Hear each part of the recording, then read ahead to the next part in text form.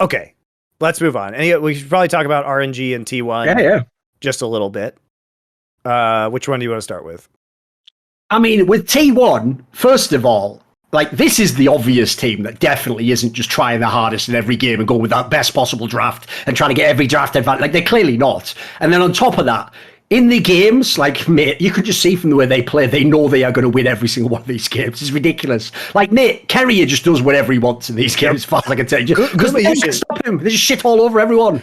I like how Gumayusi, currently he has the highest death percentage of any player on any team.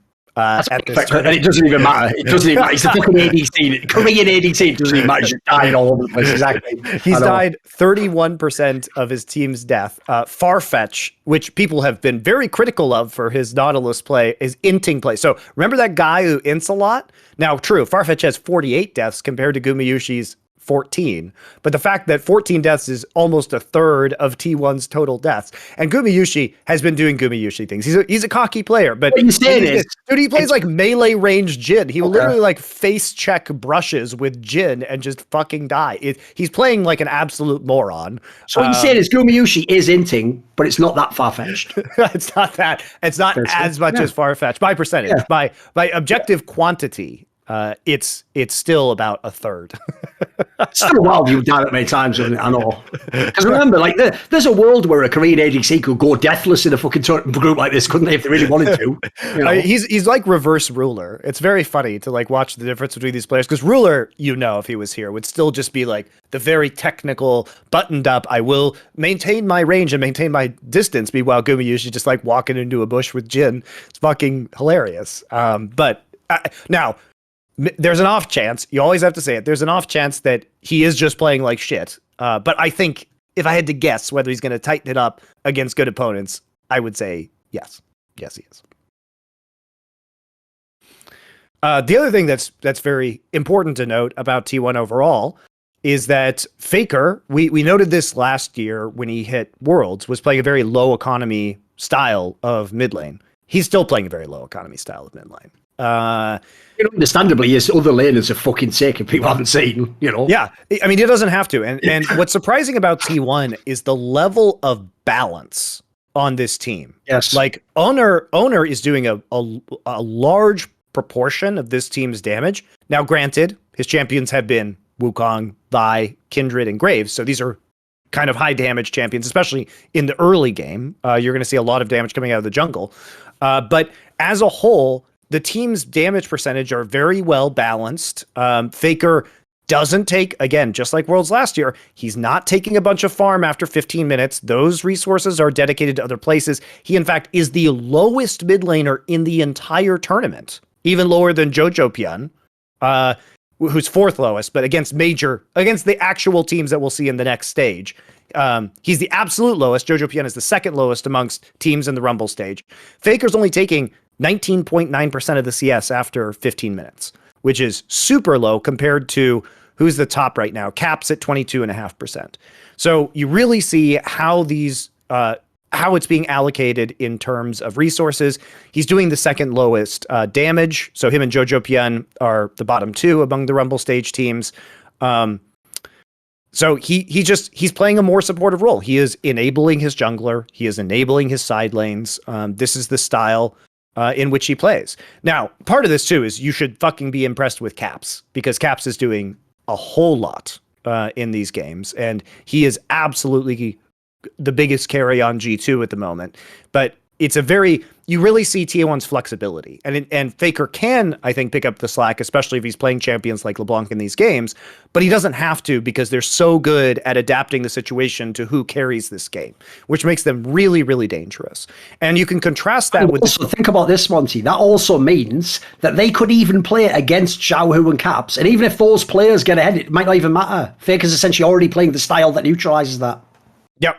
Yeah. And I think what, if you contrast this with RNG, RNG is very much about Gala, at least in this group stage. Very, very much about Gala.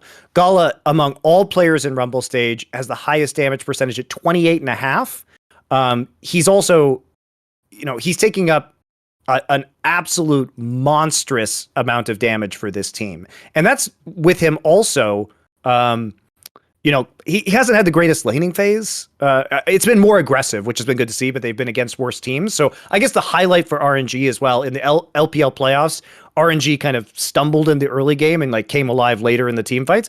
They still have that late game strength, but they've also just smashing teams early, which is very, very good. Gala's damage after 15 minutes is 32% of his team. And even just in raw stats, he's at 690 DPM. So he has been pumping it out. So I think the real key factor as we look forward for T1 and RNG is whether RNG is going to run rampant with Gala on this carry position, because Xiaohu's also been kind of playing a lower economy mid lane style. But whereas it feels like the carry load is more evenly balanced on T1, it's a lot of Gala on RNG. It is a lot of Gala. And that's not necessarily a bad thing. It just means that if Gala is shut down, does Bin pick up the slack, right? Who's going to be the next one in line? But Gala's been... And if people didn't hear, because obviously, again, we'll repeat it in case you didn't watch the episode that had, who was it? Dagda, that was who we had as the guest from the LPL. He said, in line with that, the problem is, because people remember being only from 2020 Worlds when he was on Sunni, they all think he's a monster like that. He's going to like stop. He actually hasn't been that great in the split, like, guys. He's not actually, they're not going to just play hard through top. So like, it makes sense the way the team's running at the moment. But he has been playing a lot of carries. I mean, his games are like GP, Jax, Aurelia, Gwen. Like it's a carry top meta that we're seeing here. So maybe Bin can be powered up. And also, to RNG's credit, Wei's early game was a huge problem. But it seems like since we've seen the champion pool kind of shift over to like Viego, Graves, Wukong, he's been doing better. And he was the big flaw in the LPL playoffs. I've got one, since we're talking top lane, one thing I wanted to ask was this. Why do you think, why is Jace not played? It's only been played in 6 games. Well, Jace got nerfed. Right, okay. Yeah, he got pretty heavily nerfed, especially in his laning phase. He's a lot more brittle now in terms of his health and armor. And so his health and armor scale better now, but in the early game, he's more vulnerable. Because I was thinking with the higher ping, it'd be harder to dodge the shock blast and stuff, but I guess it doesn't matter overall. Yeah. So we have seen some Jace play. I don't think he's like... T1 played one, didn't they, I think? Yeah, he's not... let's see here. How many times have we seen him played? Oh, look. He's played 6 times in this tournament. Yeah. Yeah, there have been a number of Jace games, but I see 4. Oh, that's a ban, sorry.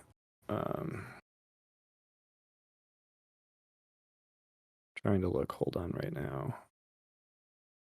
Where is it? I see 2 games in top. Zeus. I remember the Zeus game. That's the one that sticks. The Zeus win. That's what sticks out most to me in my mind. But yeah, it definitely hasn't been as popular as some of the other ones. Yeah, I don't know if it's going to be good. My feeling, Thorin, is that T1 probably won't play Jace in the next phase of the tournament against good opponents because he is going to be more vulnerable in that. Actually, it looks like there were only 2 individual players playing Jace. Yeah. I guess one of them was just Zoom, so he can do whatever he wants at this point. Yeah, yeah, exactly. Fair enough. So I think probably that is not going to be played in the future. I think they wanted to show that just so they could win with it and put it in their opponent's heads, but I just don't think Jace is I think his laning phase got really smacked, so it might be a little bit. That's another reason also, unfortunately, if you're matching T1 up against any of the other teams, it gets a bit depressing. It's because no one else can go all lanes. They can almost do any style right now. So the problem is that means A, hard for you to know what they're going to do, and B, they can just adapt to like you're saying, if you're playing through one lane, it's telegraphed what they're going to do, isn't it? Yeah, I think if you match these teams up in your mind, like Faker and Xiaohu are playing a pretty similar style, I would say at the moment. Zeus has been great in the top lane. I would give Owner the advantage over Wei.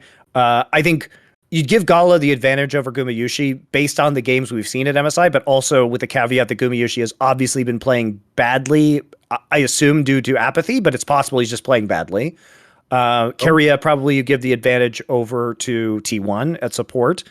So I think where RNG can win is they probably... This thing is just Keria is the best. But dude, Gala carrying, team fighting... Keria might just be the best player, period. Forget fucking support. It's just, like, because he's got that quality that like people like Mad Life did, where it's like the impact they can have is just absurd compared to anyone else at their role, you know?